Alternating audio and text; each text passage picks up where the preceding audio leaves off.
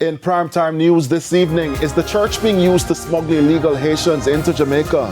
Family of woman who was recently abducted appeal for her safe return. And how a garden has helped to put an end to bullying at the St. Catherine High School.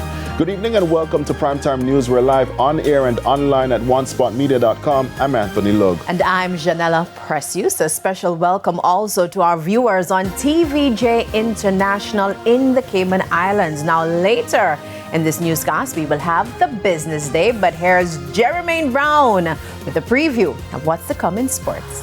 Thanks, Janella. Well, with the one-day series out of the way, the West Indies now turn their attention to the T20 series against England, and 10 Jamaicans down to compete at the Rome Diamond League meet in Italy on Friday.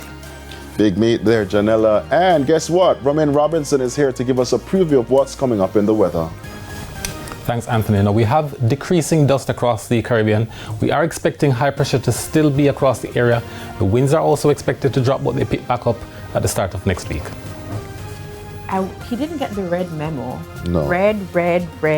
But anyway, there's also sports commentary E-Prime in this newscast. But before the break, the feedback question. And this evening we're asking, what do you make of the growing conflict between U.S. President Donald Trump and his former close ally, Elon Musk? I say it makes great TV, but you can share your comments online, facebook.com/television Jamaica, and post on X at TVJ News Center.